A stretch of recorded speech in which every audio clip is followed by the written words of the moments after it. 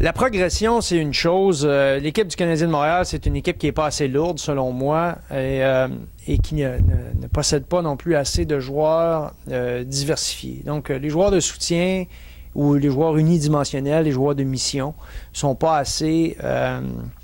c'est pas des joueurs contre qui c'est difficile de jouer.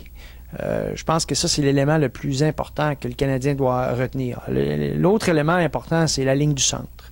La ligne du centre chez le Canadien, elle est légère. Et on ne se fera pas de cachette, ça a un impact sur la deuxième portion du calendrier. Et lorsque le hockey change, lorsque le hockey devient beaucoup plus linéaire, beaucoup plus de corridors, beaucoup plus en périphérie, donc dans les coins de patinoire, tout ça, pour revenir vers le filet, ça, c'est un enjeu. Déjà au départ, de revenir avec la rondelle. L'autre enjeu pour le Canadien, c'est d'asseoir son autorité dans l'enclave. Alors ça, c'est un autre problème que le Canadien a vécu. C'est pas un manque de courage, c'est pas un manque de détermination. Cette équipe-là est courageuse, elle nous l'a démontré. Mais elle a besoin d'avoir des joueurs avec des statuts, une stature plus imposante. Donc, des joueurs qui sont capables de venir défier les défensives adverses, qui sont de plus en plus lourdes, on le voit, qui sont de plus en plus tenaces, on le voit. Et les gardiens également qui sont de plus en plus tenaces dans leur espace restreint. Donc, qui bagarrent plus pour les rondelles libres, qui sont plus athlétiques, plus... pas nécessairement grands et costauds, mais pas athlétiques. Maintenant, on a la combinaison des deux et ça rend le travail en attaque très, très difficile. Il faut que le Canadien devienne une bonne équipe en série. Ça ne sert à rien d'avoir tout ça en saison si ce n'est pas pour se transposer en série. Alors, les éléments, je pense, que le Canadien doit garder à l'esprit sont ceux-ci. On a parlé beaucoup et on a fait état des performances de Carey Price. Il devra être meilleur, c'est indéniable. Mais si c'est votre meilleur joueur, il faut mieux l'entourer. Je pense que la défensive du Canadien, au départ, doit être plus lourde, comme la ligne de centre. L'avenir est intéressant chez le Canadien de Montréal parce qu'il y a plusieurs joueurs qui s'amènent. Des nouvelles signatures, des joueurs qui ont quand même fait leur marque dans les rangs mineurs et certains d'entre eux avec des gros gabarits. Ça, c'est l'enjeu numéro 1, surtout en absence d'Emeline en début de saison prochaine. Bergevin devra vraiment être à l'affût de tout ce qu'il peut obtenir pour améliorer son équipe à court terme.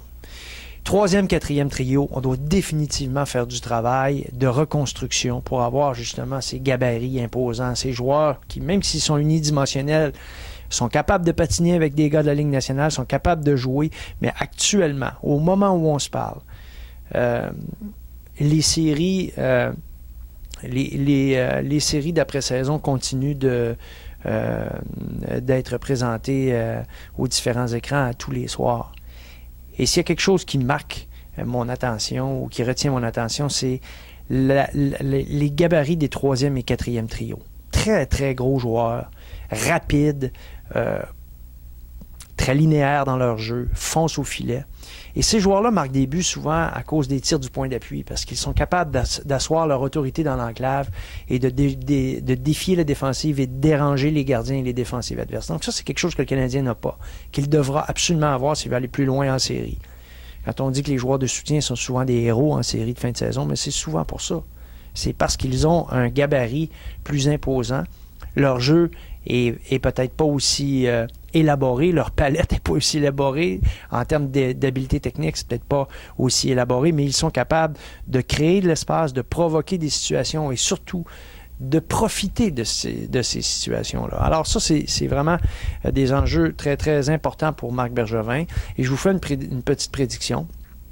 Le troisième trio va changer de visage, ainsi que le quatrième chez le Canadien de Montréal. La défensive va également s'alourdir, sans nécessairement à outrance, puisque la qualité de la première passe fera toujours partie des priorités d'un ancien défenseur de la Ligue nationale. Donc, Marc Bergevin comprend très bien ce que ça prend à la position de défenseur pour avoir du succès.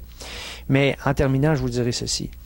Quand Galchenyuk sera assez bon pour être replacé à sa position naturelle, à la position de centre, et qu'on assistera à l'émergence complète et totale de Lars Eller, là, on aura vraiment du potentiel pour avoir une ligne de centre beaucoup plus imposante sur le plan physique, sans faire de compromis au niveau des habiletés.